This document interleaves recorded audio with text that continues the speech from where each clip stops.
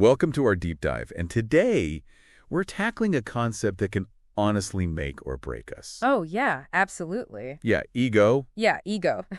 not in the like, look at me, I'm so great kind of way, Right. but more in the how it secretly holds us back from reaching our full potential. Yeah, it's like that sneaky saboteur Exactly. dripping in the shadows. So let's unravel this because I think we all kind of feel it, Oh, yeah, for sure. but maybe we don't always know how to put it into words. Absolutely. So to kick things off, and this is from Ryan Holiday's book, Ego is the Enemy. Great book, by the way. Yeah, a fantastic book. Really insightful. He says, and I'm quoting here, ego is the enemy of mastering our craft, of real creative insight, of working well with others, of building a solid, lasting body of work. You know, it's funny because we often mistake ego for ambition. Oh, totally. Or even confidence. Uh-huh. But real confidence, it's quiet. Yes. It's about the work, the process. Right. Ego, on the other hand, it's loud, it's flashy. It wants the attention. Exactly. It craves validation. Which, and I'm curious to get your take on this, can actually prevent us from doing the deep work 100%. You hit the nail on the head. because you're so busy seeking that external validation. Right, you're performing for the audience instead of actually putting in the reps, Right. honing your craft. And you brought up a really good example, Emily Gould.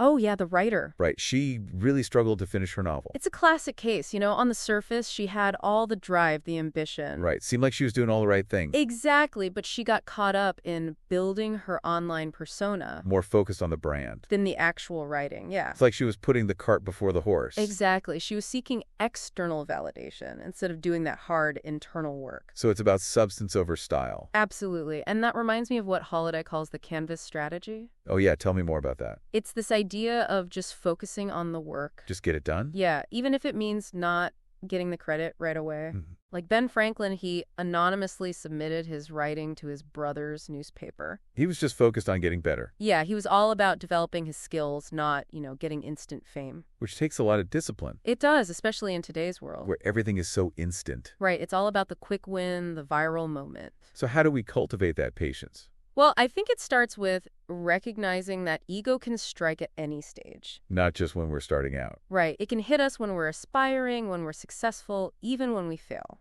That's a really good point because we often think of ego as something that comes with success. Oh, yeah, the stereotypical image of the arrogant CEO. Right. But it can actually be just as dangerous, if not more so, when we're just starting out. Because we're so eager to prove ourselves. Exactly, and that can lead us to make some pretty big mistakes. Like Upton Sinclair, for example. Oh, yeah, the writer who wrote I, Governor of California, before he'd even won the election.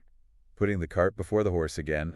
He was so focused on the outcome that he completely overlooked the process. And ultimately lost the election. Yeah, classic case of counting your chickens before they hatch. It's a good reminder to stay grounded. Absolutely. Focus on the work, the journey. Not just the destination. Exactly. And I think that segues nicely into our next point. Which is how ego can sabotage us even when we achieve success. Because success can be intoxicating. Oh yeah, it could definitely go to your head. And that's when ego really starts to take over. And can lead to some pretty disastrous consequences. Exactly. Just look at Howard Hughes. Oh yeah, the brilliant but ultimately self-destructive billionaire. He had it all. Talent, wealth, vision, but his unchecked ego led to a string of bad decisions. He started to believe he was above the rules. Exactly. And that's a dangerous mindset for anyone. Because it leads to isolation. And ultimately self-sabotage. So it's not just about achieving success. It's about managing it. Staying grounded, staying humble. Right. And that's a lifelong journey. And speaking of lifelong journeys, we can't forget about how ego can impact us when we face setbacks. Because failure is inevitable. It's part of the process. But it's how we respond to failure that really matters. And ego can really trip us up here. Oh, absolutely. It can prevent us from learning from our mistakes. And adapting our approach. Exactly. And that can lead to a downward spiral. Where we keep making the same mistakes over and over again. And blaming everyone else but ourselves. Yeah, refusing to take responsibility. Which brings us to John DeLorean. Oh yeah, the creator of the iconic DeLorean DMC-12. Now, he had innovative ideas. He did. He was a visionary in many ways. But his ego and lack of organization ultimately led to his downfall. Instead of acknowledging his shortcomings Right. and adapting, he doubled down. Clinging to the belief that his way was the only way. Which is a recipe for disaster. It is, and it's a reminder that we need to be willing to let go of our ego. To learn and grow from our experiences. Whether they're successes or failures. And that's what we're going to dive into next. Sounds good. Let's do it. So we've seen how ego can really trip us up. Yeah, it's like a constant battle. It is, but thankfully there are some proven strategies to help us keep it in check. Okay, give me the good stuff, because I think we all need this. Well, one of the most powerful, and it might sound counterintuitive, is focusing on a higher purpose. Okay, so not just chasing personal gain. Exactly. It's about something bigger than ourselves, something that truly resonates with you. So, like, what kind of purpose are we talking about here? Well, think of someone like General George Marshall. Okay, yeah, the World War II general. He consistently put the needs of his country above his own ambitions. Wow, even turning down prestigious roles. He did, like the Supreme Allied Commander in Europe, because he felt his skills were more valuable elsewhere. He was playing the long game. He was, and it's a great example of what John Boyd called duty, honor, country. I like that. It's about contributing to something larger than yourself. Exactly, finding fulfillment in service. And that makes me think of another strategy, the power of silence and restraint. Oh yeah, such a powerful tool. Because sometimes our ego wants to react instantly. Offensively, impulsively. But holding back can actually be more impactful. Think of Jackie Robinson breaking the color barrier in baseball. Facing incredible racism. And yet he chose restraint. Knowing that reacting would just fuel the fire. Exactly, he was playing the long game. And speaking of long games, I think another key strategy is avoiding arrogance and staying a student. Always be learning no matter how much you achieve. Like Kirk Hammett joining Metallica. Right. Already a talented guitarist, but he soaked up everything he could from his bandmates. He didn't let his ego get in the way. He knew there was always more to learn. Which brings us to another crucial point, accepting criticism and feedback. Even when it's tough to hear. Because those are the moments that really force us to grow. Those Fight Club moments, right? Exactly, where we get knocked down and have to confront our weaknesses. It's about being open to feedback, even if it stings. And that requires a level of emotional control that's not always easy. Especially in the face of success or failure. Think of someone like Angela Merkel, so calm and steady. Even during crisis. Whereas someone like Robert Falcon Scott, the Antarctic explorer, shows the dangers of unchecked passion. Passion is important, but it needs to be tempered with reason. So it's about channeling that energy effectively. And that brings us to another key strategy, being willing to do the unseen, unsexy work. The stuff that no one really sees. But it's the foundation for success. Think of Bill Walsh and his standard of performance with the 49ers. He focused on the details, the discipline, even when others thought it was unnecessary. Or Charles Darwin, years of meticulous research before publishing his groundbreaking work. It's about patience, dedication. And recognizing that success is temporary. We can't let it inflate our ego and lead to complacency. That disease of me, as Pat Riley calls it. Where we start believing our own hype. And lose sight of what really matters. Which brings us to our final, and perhaps most important strategy, serving others. Shifting the focus from me to we. Finding fulfillment in something larger than ourselves. Like Katharine Graham, leading the Washington Post through turbulent times. Dedicated to serving the public good. Her story is truly inspiring. It really makes you think, doesn't it? It does. It's like all these stories, these strategies, they all point back to this one thing. Taming the ego. Exactly. And it's not easy. It's a lifelong process. But it's so worth it.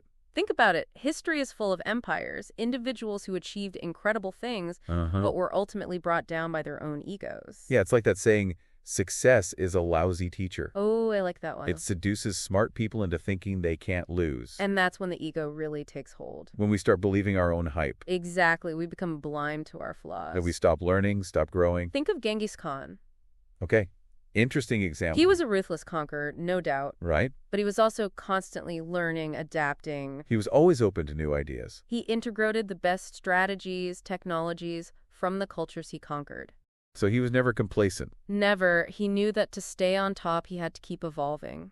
Which is such a powerful lesson for all of us. It is, because success can make us lazy. We get comfortable. We stop pushing ourselves. And that's when we become vulnerable. And that's where someone like Howard Hughes went wrong. Oh, yeah. His brilliance was overshadowed by his paranoia, his inability to let go of control. He ended up isolated, disconnected. A cautionary tale, for sure.